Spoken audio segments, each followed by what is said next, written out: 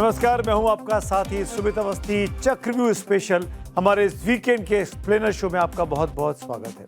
आज बात करूंगा एक ऐसी विषय पे जिस पर सबका तवज्जो बहुत जरूरी है। चीन के महान दार्शनिक कन्फ्यूशियस अपने शिष्यों के साथ किसी जंगल के पास से गुजर रहे थे कि एक महिला के रोने की आवाज उनको सुनाई दी। कन्फ्यूशियस ने महिला से रोने का कारण पूछा तो उसने कहा कि शेर उसके बच्चे को खा गया है। कन्फ्यूशियस ने महिला से पूछा कि वो इस जंगल में तब रहती क्यों है। महिला ने जवाब दिया कि यहाँ कोई तानाशाह नहीं रहता है। तब उस फिलॉसफर ने अपने शिष्यों से कहा, याद रखना, एक तानाशाह किसी शेर से भी ज्यादा खतरनाक होता है। ये 2500 साल पहले की बात है। दुनिया ने आहिस्ता आहिस्ता लोकतंत्र को अपनाया, जिसमें बहुमत पाने वाला सरकार चलाता है और उस सरकार को अपनी आलोचना से जो सही रास्ते पर रखने का काम करता है उसको कहते हैं विपक्ष। वही विपक्ष जिसके बारे में पूर्व प्रधानमंत्री अटल बिहारी वाजपेयी ने कहा था, निंदक नियरे राखी। लोकतंत्र की यही मौलिक खूबी है कि यहाँ विरोध दुश्मनी नहीं होता। उसमें भी बात भारत की करें तो ये दुनिया का सबसे बड़ा लोकतंत्र है।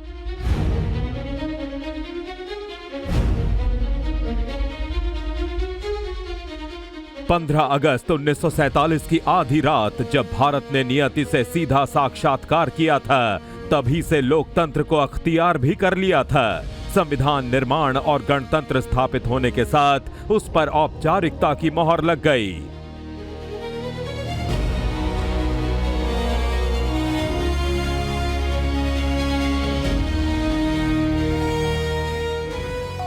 उसी लोकतंत्र की खूबी है कि 15 अगस्त को प्रधानमंत्री जब लाल किले की प्राचीर से राष्ट्र को संबोधित करते हैं तो विपक्ष के नेता भी वहां सत्तारूढ़ दल के नेताओं के साथ बैठकर बड़े गौर से सुनते हैं। आजादी के बाद 15 अगस्त को लाल किले पर पहली बार वंदे मातरम गूंज रहा है।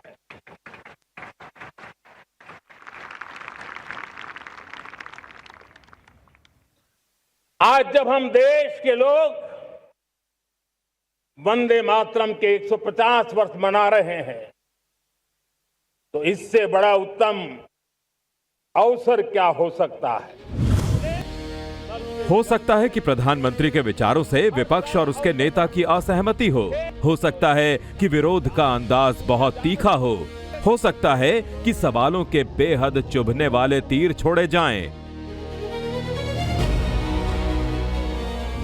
लेकिन कई बार वो मर्यादा की सीमा का उल्लंघन भी करने लगता है।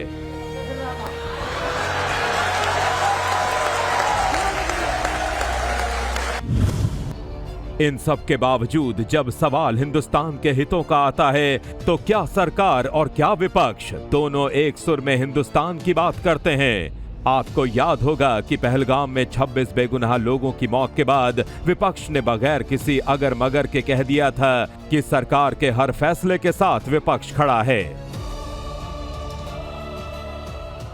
Rajnath Singh ji said that Operation Sindhur began at 1:05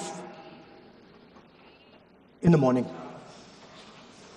और उसके बाद उन्होंने कहा, he said, Operation Sindhur lasted 22 minutes. And then he said the most shocking thing. He said at 1:35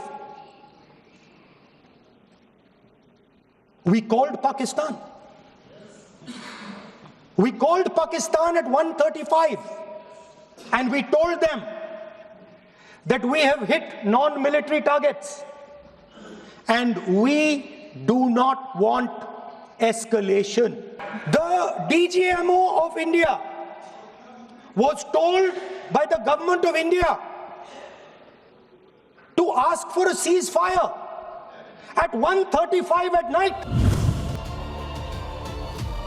1952 में जब पहली बार जवाहरलाल नेहरू की चुनी हुई सरकार बनी, तभी से विपक्ष मौजूद है उस विपक्ष की ताकत और तेवर बदलते रहे हैं। हिंदुस्तान ने वो दौर भी देखा जब 10% संख्या बल के अभाव में विपक्ष का कोई नेता होता ही नहीं था। तो वो दौर भी देखा कि विपक्ष के नेता के रूप में एक से बढ़कर एक दिग्गजों ने सरकार को सवालों के घेरे में खड़ा कर दिया। सामाजिक क्षेत्र से अस्पृश्यता खत्म हो रही है, राजनीतिक क्षेत्र में अस्पृश्यता को जन्म दिया जा रहा है। जो जनता का जनादेश था उसका अर्थ ठीक नहीं निकाला गया। ये देश सेक्युलरवादी है, ये देश सेक्युलरवादी था, ये देश सेक्युलरवादी रहेगा, इसको कोई बदल नहीं सकता। और क्या सेक्युलरवाद इतना दुर्बल है क्यों जरा सी बात में खतरे में पड़ जाता है? और क्या सेक्युलरवाद अगर बचेगा तो इस राजनीतिक जोड़ तोड़ से बचेगा? भारतीय जनता पार्टी की बढ़ती हुई शक्ति, उसका बढ़ता हुआ प्रभाव, आप जरा आत्मचिंतन करें। ये कोई सेक्युलरवाद के दुर्बल होने का प्रतीक नहीं है, परिचायक नहीं है। विपक्ष का नेता बनने के लिए विपक्षी दलों में सबसे बड़े दल के पास लोकसभा के कुल सदस्यों के 10% सांसद होने चाहिए। 2014 में 25 साल के लंबे अंतराल के बाद ऐसा समय आया कि सबसे बड़े विपक्षी दल के पास 10% सदस्य भी नहीं थे। नरेंद्र मोदी की लहर में कांग्रेस तब 44 सीटों पर सिमट गई।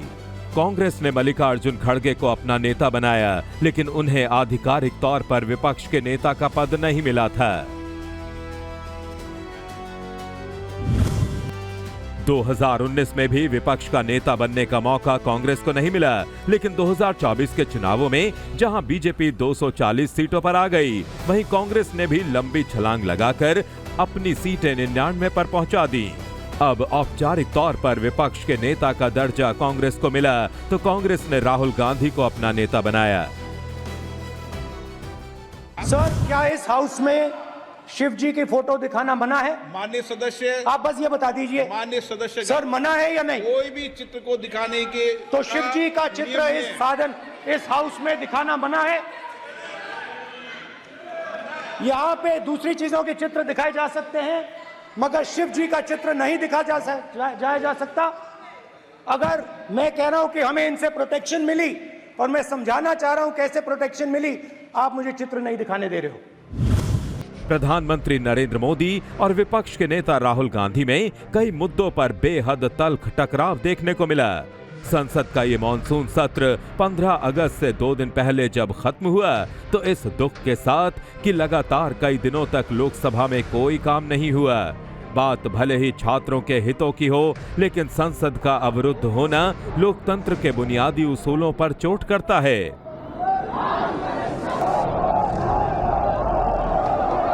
वो भी चर्चा करूंगा कि आपने क्यों चर्चा नहीं चाहिए।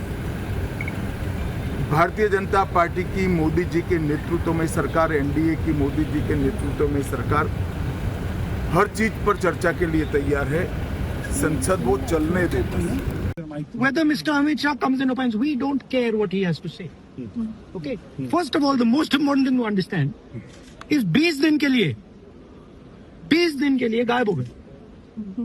यहाँ बैठे थे, गाड़ी आती थी जाती थी, 30 गाड़ियां उनके, student should know this, 30 cars around Amit Shah. उनके घर के सामने जाइए, वहां पे मतलब 1000 पुलिस वाले खड़े हुए हैं कि कोई बच्चा ना आ जाए। तो गुब्बारे में से गैस निकल गई, अब लास्ट मिनट उसमें फिर से गैस भरने की कोशिश कर रहे हैं। ऐसे कई मुद्दे आए जिस पर मोदी सरकार और विपक्ष में तनातनी बढ़ती गई। राफेल लड़ाकू विमान में भ्रष्टाचार का आरोप राहुल गांधी ने लगाया। मोदी सरकार की नोटबंदी, जीएसटी और डिजिटल क्रांति पर भी विपक्ष लगातार सवाल उठाता रहा। जातिगत जनगणना और आरक्षण की सीमा बढ़ाने को लेकर भी सरकार और विपक्ष में आरोप प्रत्यारोप चलते रहे। उद्योगपतियों को लेकर भी अक्सर राहुल गांधी मोदी सरकार को घेरते रहते हैं। और फिर पेपर लीक के मसले पर जेन-ज़ी के आंदोलन को लेकर पक्ष और विपक्ष के घमासान में संसद तक ठप पड़ी रही। 150 52 paper leaks have taken place over the last decade. If you do the math,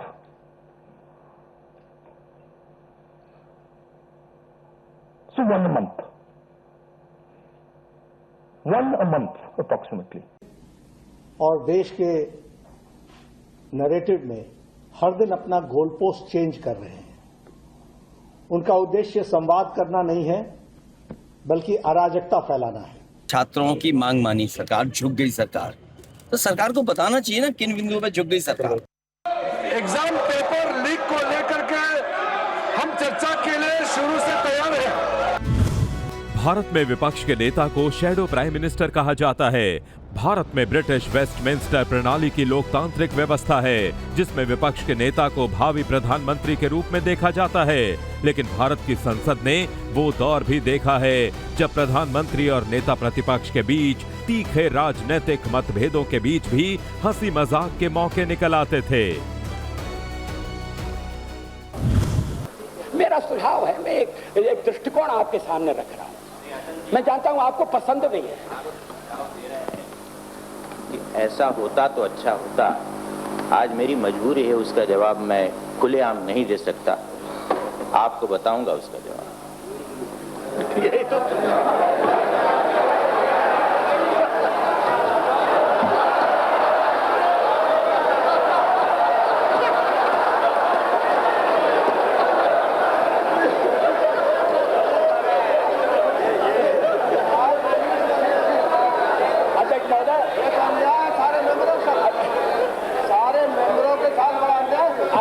प्रधानमंत्री अपनी मजबूरी बता रहे,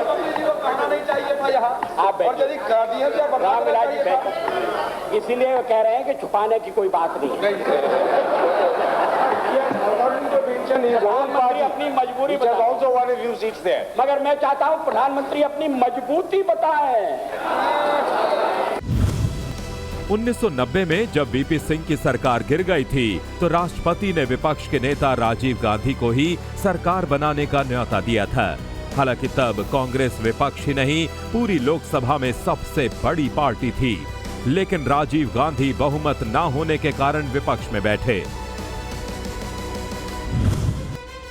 भारत में संसद के दोनों सदनों में विपक्ष के नेता को कैबिनेट मंत्री का दर्जा हासिल है। उन्हें वेतन, भत्ते और दूसरी सुविधाएं बिल्कुल कैबिनेट मंत्री के बराबर ही मिलती हैं। उसी तरह सरकारी आवास से लेकर सचिवालय के कर्मचारियों और सुरक्षा की व्यवस्था भी उसी तरह Z या Z+ की होती है। विपक्ष का नेता तमाम उच्च स्तरीय सिलेक्शन कमेटी का अनिवार्य हिस्सा होता है। प्रधानमंत्री और एक कैबिनेट मंत्री के साथ जिन संवैधानिक पदों के चुनाव में नेता प्रतिपक्ष शामिल होते हैं, उनमें हैं लोकपाल, केंद्रीय सतर्कता आयुक्त यानी CVC, CBI डायरेक्टर, मुख्य सूचना आयुक्त यानी CIC और राष्ट्रीय मानवाधिकार आयोग के अध्यक्ष और सदस्यों का चुनाव। हालांकि अक्सर विपक्ष के नेताओं की यही शिकायत होती है कि प्रमुख संवैधानिक पदों पर नियुक्तियों में उनकी सुनी नहीं जाती। बल्कि विपक्ष के नेता राहुल गांधी ने इसी साल मई महीने में CBI डायरेक्टर की नियुक्ति को लेकर प्रधानमंत्री नरेंद्र मोदी को अपनी असहमति का एक पत्र भी लिखा था। उसी तरह मुख्य सूचना आयुक्त और मुख्य चुनाव आयुक्त की नियुक्तियों पर भी अपना ऐतराज जताया था। सरकार और विपक्ष में तालमेल बिठाना कितना जरूरी है, समझिए इस बात को। एनसीपी एसपी के अध्यक्ष शरद पवार ने अपनी आत्मकथा ऑन माई टर्म में एक घटना का जिक्र किया है। 1998-99 में वो विपक्ष के नेता थे। तब प्रधानमंत्री अटल बिहारी वाजपेयी हुआ करते थे। वाजपेयी जी ने केंद्रीय सतर्कता आयुक्त की नियुक्ति के लिए एक अहम बैठक बुलाई।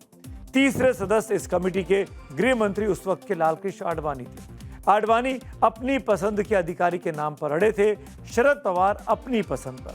वाजपेयी चुपचाप दोनों के तर्कों को सुन रहे थे। फिर मजाकिया लहजे में उन्होंने आडवाणी से कहा, लाल जी, शरद पवार जो कह रहे हैं उसे मान लेना चाहिए।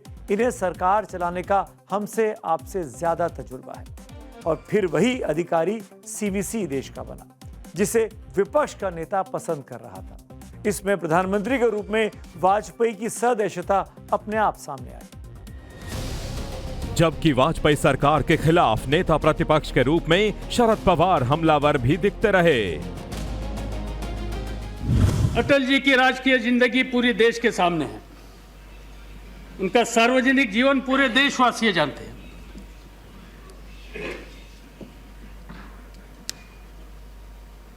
एक मॉरल बेस्ड पॉलिटिक्स करने का काम उन्होंने हमेशा करने की तैयारी दिखाई। हम चाहते थे कि जब यह समर्थन वापिस लेने का काम कुछ साथियों ने किया और जिसका पता उन्हें लगा, तब शायद वो खुद राष्ट्रपति भवन जाएंगे और सदन के सामने ये नौबत नहीं लाएंगे। दूसरी तरफ शरद पवार की तिकड़म वाली राजनीति पर नाम लेकर वाजपेयी भी हमला बोलते थे, जबकि दोनों के रिश्ते अच्छे बताए जाते थे।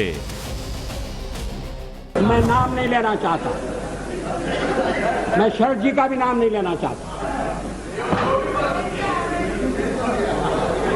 लेकिन पार्टी तोड़कर सत्ता के लिए नया गठबंधन करके अगर सत्ता हाथ में आती है तो मैं ऐसी सत्ता को चिमटे से भी छूना पसंद नहीं करता। भारत का लोकतंत्र सरकार और विपक्ष में वैचारिक मतभेद के बीच से होकर अपना रास्ता निकाल लेता है, क्योंकि उस मतभेद में मनभेद नहीं होता। इसीलिए जब सवाल देश का आता है तो पक्ष विपक्ष की लकीरें मिट जाती हैं और तब पूरा देश एकजुट हो जाता है। भारत ने ऐसे मौके भी देखे हैं जब विपक्ष का नेता भारत का पक्ष रखने वाले प्रतिनिधिमंडल का नेतृत्व करता है। 1994 में संयुक्त राष्ट्र मानवाधिकार आयोग के सत्र में भारतीय प्रतिनिधिमंडल का नेतृत्व करने के लिए विपक्ष के नेता अटल बिहारी वाजपेयी गए थे। पाकिस्तान में ऑर्गेनाइजेशन ऑफ इस्लामिक कंट्रीज के सहयोग से संयुक्त राष्ट्र मानवाधिकार आयोग में भारत के खिलाफ एक प्रस्ताव रखा था। उसमें जम्मू और कश्मीर में मानवाधिकार उल्लंघन के गंभीर आरोप लगाए गए थे। अगर पाकिस्तान का वो प्रस्ताव पास हो जाता तो भारत पर कड़े वैश्विक और आर्थिक प्रतिबंध लग सकते थे। प्रधानमंत्री पीवी नरसिम्हा राव ने वाजपेयी के नेतृत्व में जिस प्रतिनिधिमंडल को भेजा, उसमें तत्कालीन विदेश राज्य मंत्री सलमान खुर्शीद, नेशनल कॉन्फ्रेंस के नेता फारूक अब्दुल्ला और ई अहमद जैसे नेता शामिल थे। भारत की सर्वदलीय एकता को देखकर पाकिस्तान ही नहीं, दूसरे देश के प्रतिनिधिमंडल भी दंग रह गए। जेनेवा में मानवाधिकारों के सम्मेलन में कश्मीर के सवाल को हमारे पड़ोसी ने उठाने का फैसला किया, तो फिर उस समय के प्रधानमंत्री श्री नरसिंह राव की नजर मेरे ऊपर गई कि मैं वहां जाकर भारत का प्रतिनिधित्व करूं। हमारे पड़ोसी देश के लोगों को बड़ा आश्चर्य हुआ, वहां के नेताओं को बड़ा ताज्जुब हुआ। किसी नेता ने कहा भी कि भारत का लोकतंत्र विचित्र लोकतंत्र है कि प्रतिपक्ष का नेता अपनी सरकार के पक्ष को रखने के लिए जेनेवा जाता है और एक हमारा प्रतिपक्ष का नेता है जो देश के भीतर ही ऐसी कठिनाइयां पैदा करता है जिससे अंतर्राष्ट्रीय बाधाएं और उत्पन्न होती हैं। लोगों ने कहा कि नरसिंह राव जी सरल आदमी नहीं है, बड़े चतुर आदमी हैं। ये मत समझिए कि वो केवल देश की एकता का प्रदर्शन करने के लिए भेज रहे हैं। कहीं कहीं उनके मन में यह भी हो सकता है कि अगर जेनेवा में बात नहीं बनी और खिलाफ प्रस्ताव पास हो गया तो दोष में हिस्सा बटाने के लिए वाजपेयी भी बलि का बकरा बनाया जा सकता है। मैंने इस पर विश्वास नहीं किया।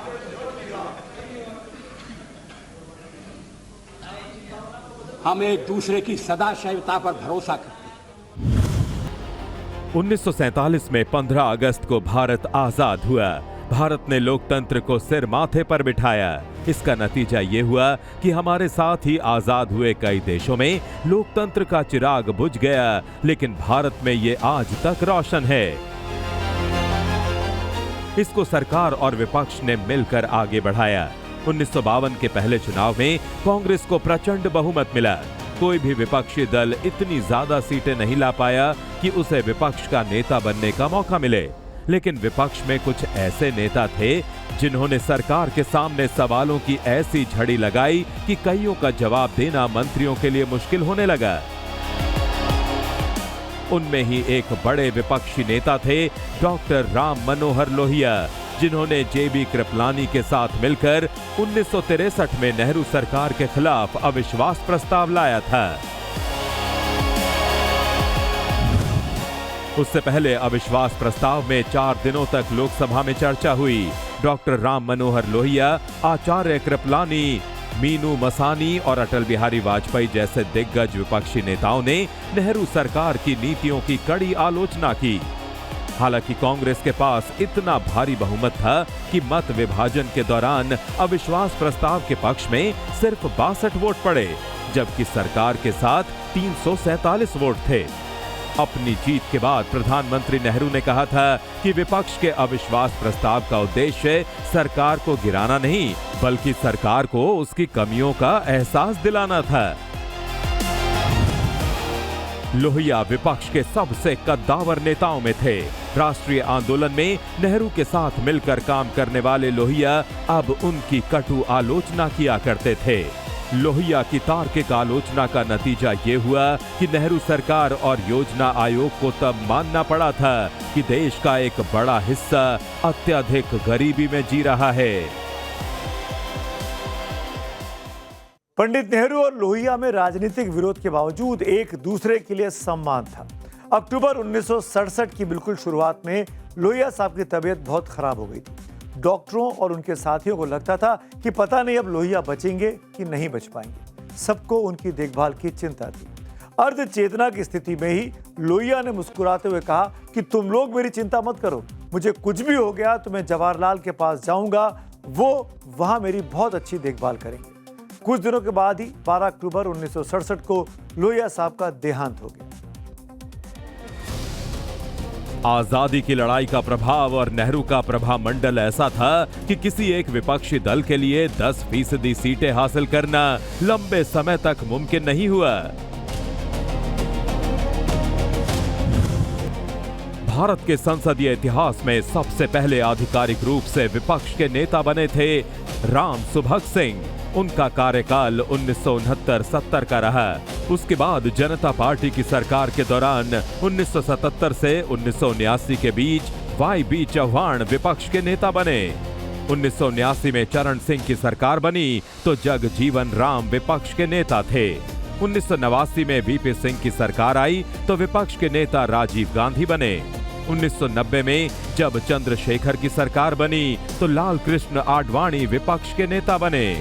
उसके बाद आडवाणी 1991 से 93 के बीच नरसिम्हा राव की सरकार के दौरान विपक्ष के नेता रहे। 2004 से 2009 के बीच मनमोहन सिंह सरकार के दौरान भी विपक्ष के नेता आडवाणी ही थे। वो इस पद पर सबसे लंबे समय तक रहने वाले नेता हैं। इस बीच 1993 से 1996 तक अटल बिहारी वाजपेयी विपक्ष के नेता रहे। फिर 1996 से 1998 के बीच वो देवेगौड़ा और गुजराल सरकार के दौरान भी नेता प्रतिपक्ष बने। वाजपेयी के बाद 1998-99 में शरद पवार विपक्ष के नेता थे। फिर 1999 में वाजपेयी सरकार के दौरान सोनिया गांधी विपक्ष की नेता बनी और 2004 तक वो इस पद पर रहीं। 2009 में बीजेपी की सुषमा स्वराज विपक्ष की नेता बनी और 2014 तक इस पद पर रहीं। उसके बाद 2024 में राहुल गांधी विपक्ष के नेता बने। राहुल गांधी भले ही 99 सीट आने के बाद 2024 में विपक्ष के नेता बने, लेकिन कांग्रेस पार्टी की तरफ से सबसे बड़ा नेता होने के नाते पहले भी लोकसभा में उनकी आवाज अहमियत रखती थी। हालांकि उनके तेवर बदलते रहे हैं। कभी वो गुस्सैल नेता के रूप में लोगों से ये पूछते थे कि सिस्टम की गड़बड़ियों से मुझे गुस्सा आता है, आपको नहीं आता क्या? वहीं बाद में मोहब्बत की दुकान चलाने लगे।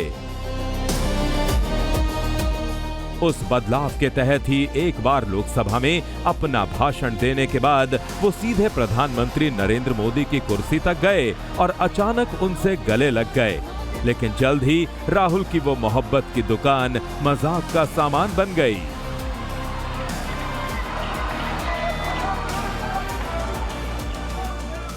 मैं तो हैरान हूं आज सुबह भी कि अभी तो चर्चा प्रारंभ हुई थी, मतदान नहीं हुआ था,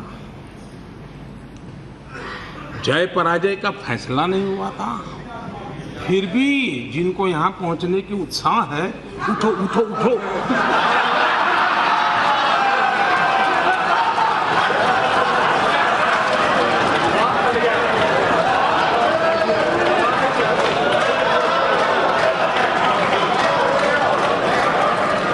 न यहां कोई उठा सकता है न बिठा सकता है, 125 करोड़ देशवासी बिठा सकते हैं, 125 करोड़ देशवासी उठा सकते हैं।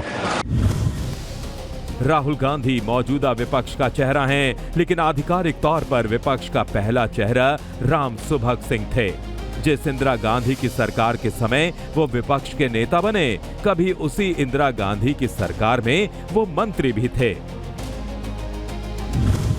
राम सुभग सिंह के रेल मंत्री रहते ही 1 मार्च 1969 को पहली बार देश में राजधानी एक्सप्रेस ट्रेन चली। वो सबसे हाई स्पीड की पूरी तरह एसी रेल सेवा थी, जिसका मकसद दिल्ली को राज्यों की राजधानियों से जोड़ना था। लेकिन उसके तुरंत बाद कांग्रेस टूटी और राम सुभग सिंह इंदिरा विरोधी खेमे में आ गए, जिसके कारण उन्हें विपक्ष का नेता बनने का मौका मिला।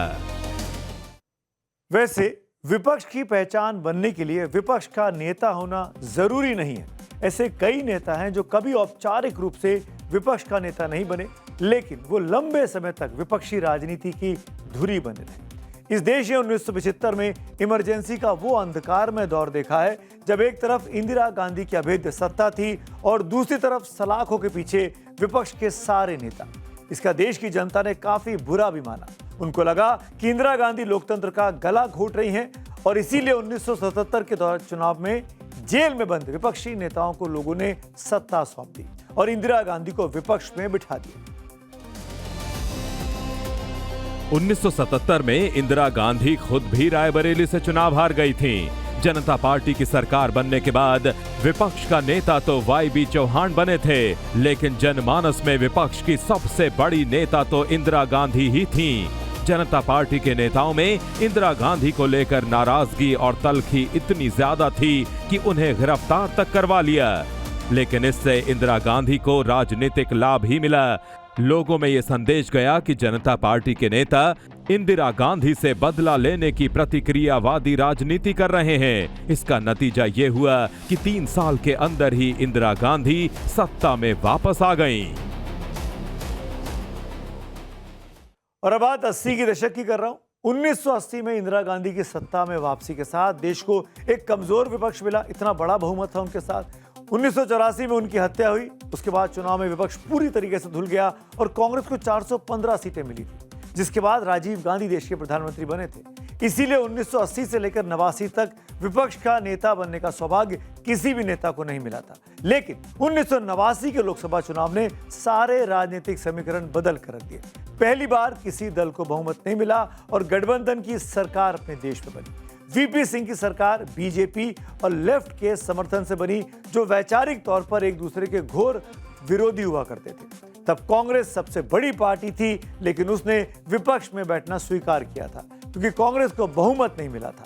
राजीव गांधी तब विपक्ष के नेता बने।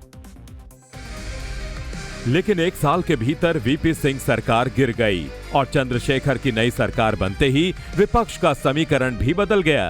राजीव गांधी की कांग्रेस पार्टी चंद्रशेखर सरकार को समर्थन दे रही थी, तो वहीं लाल कृष्ण आडवाणी, जो उन दिनों प्रभु राम के नाम पर रथ यात्रा निकाल रहे थे, वो ही बने विपक्ष के नेता। अदालत का फैसला क्यों नहीं मानते?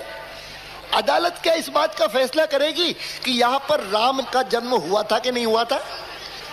आपसे तो इतनी आशा है, बीच में मत पड़ो, रास्ते में मत आओ, क्योंकि ये जो रथ है लोक रथ है, जनता का रथ है, जो सोमनाथ से चला है और जिसने मन में संकल्प किया हुआ है कि 30 अक्टूबर को वहां पर पहुंच करके कार सेवा करेंगे और मंदिर वहीं बनाएंगे, उसको कौन रोकेगा? 1990 में आडवाणी का विपक्ष का नेता बनना विपक्ष की बदलती राजनीति की तरफ एक इशारा भी था। उस समय बीजेपी के 85 सांसद थे, लेकिन 1991 के लोकसभा चुनावों के बाद देश के प्रधानमंत्री चंद्रशेखर की जगह पीवी नरसिम्हा राव बन गए, लेकिन विपक्ष के नेता तो आडवाणी ही बने रहे। 1990 से 1998 तक विपक्ष की धुरी बीजेपी ही रही और इस दौरान उसके दोनों दिग्गज नेता बारी बारी से विपक्ष के नेता बने, पहले लालकृष्ण आडवाणी और फिर अटल बिहारी वाजपेयी।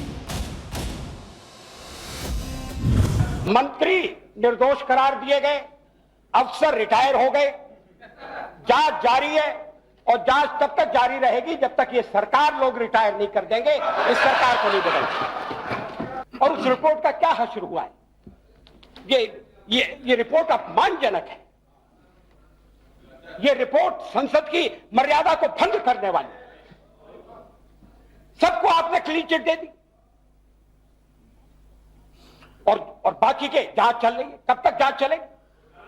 अभी प्रधानमंत्री ने भ्रष्टाचार के विरुद्ध बोलना शुरू किया है और परिणाम यह है। 1990 के दशक में लोकतंत्र की मजबूती के लिए एक नई पहल शुरू हुई थी, सर्वश्रेष्ठ सांसद को सम्मान देने के लिए। कमाल देखिए कि सरकार भले कांग्रेस के पीवी नरसिम्हा राव की थी, लेकिन सर्वश्रेष्ठ सांसद का सम्मान जिन नेताओं को मिलता गया वो सभी विपक्षी नेता थे। 1993 में पहला सर्वश्रेष्ठ सांसद का सम्मान सीपीआई के नेता और पूर्व गृह मंत्री इंद्रजीत गुप्त को मिला। 1994 में यह सम्मान बीजेपी नेता और पूर्व प्रधानमंत्री अटल बिहारी वाजपेयी को मिला। 1995 में यह सम्मान पूर्व प्रधानमंत्री चंद्रशेखर को मिला। 1996 में यह सम्मान सीपीएम नेता और पूर्व स्पीकर सोमनाथ चटर्जी को मिला।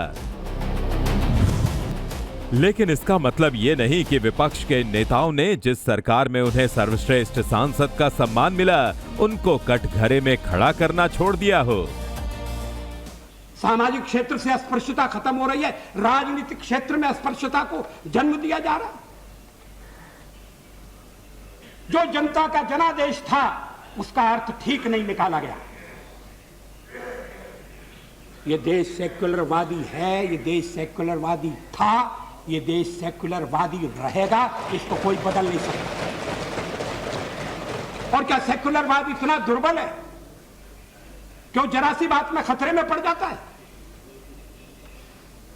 और क्या सेक्युलरवाद अगर बचेगा तो इस राजनीतिक जोड़ तोड़ से बचेगा?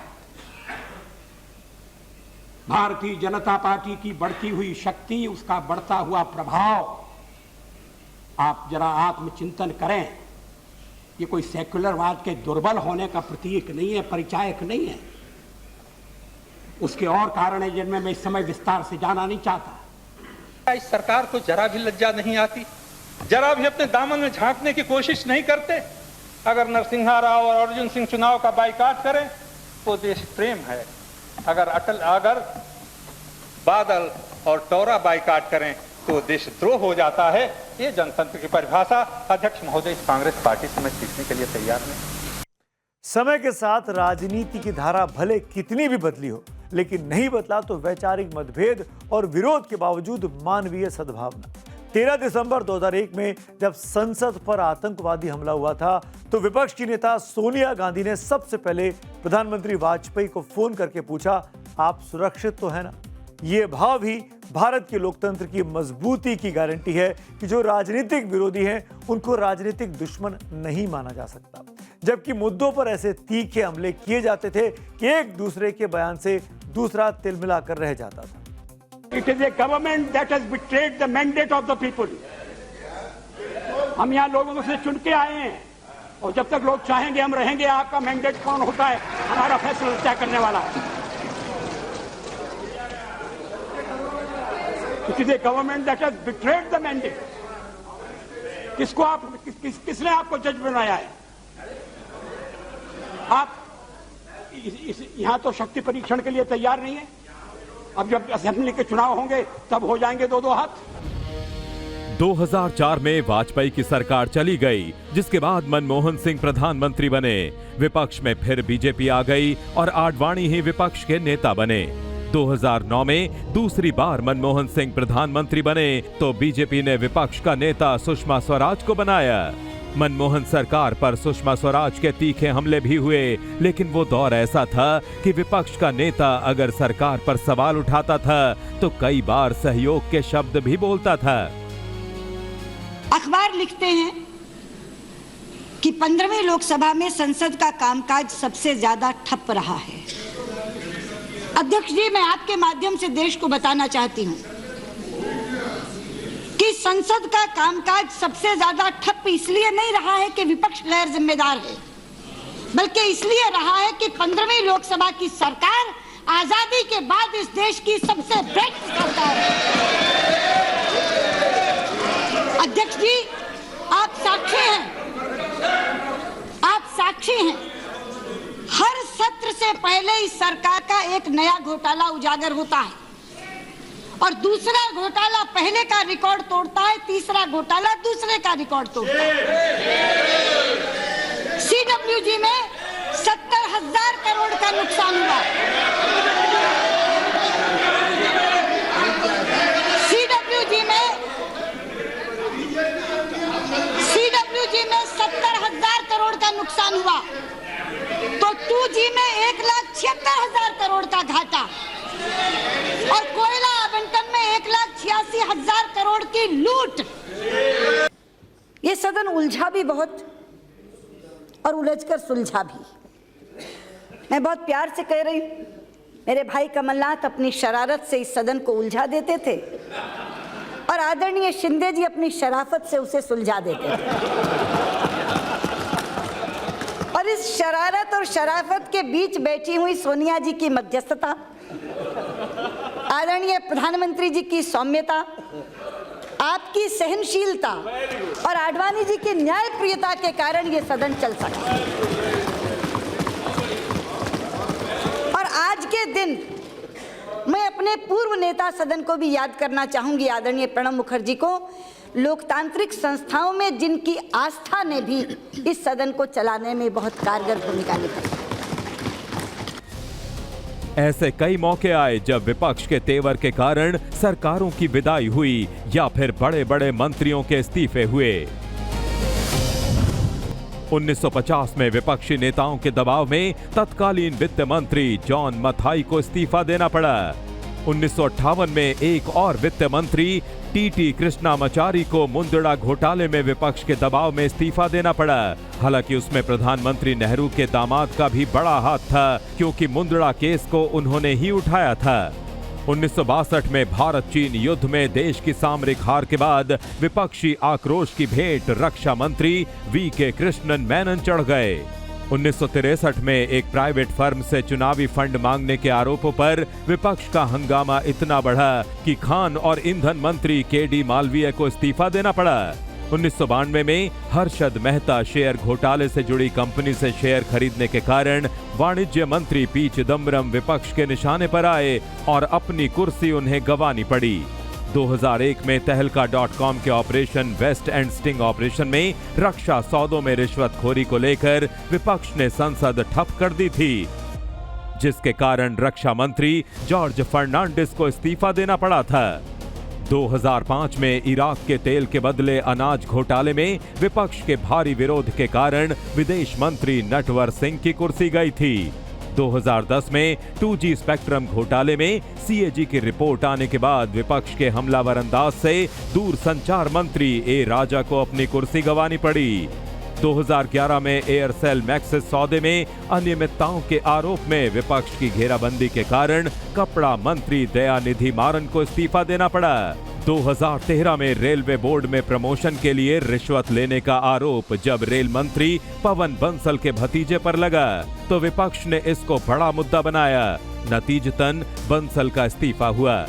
2013 में ही कोयला ब्लॉक आवंटन की सीबीआई जांच रिपोर्ट में बदलाव का आरोप कानून मंत्री अश्वनी कुमार पर लगा तो विपक्ष के तीखे हमलों के कारण उनको भी कुर्सी छोड़नी पड़ी।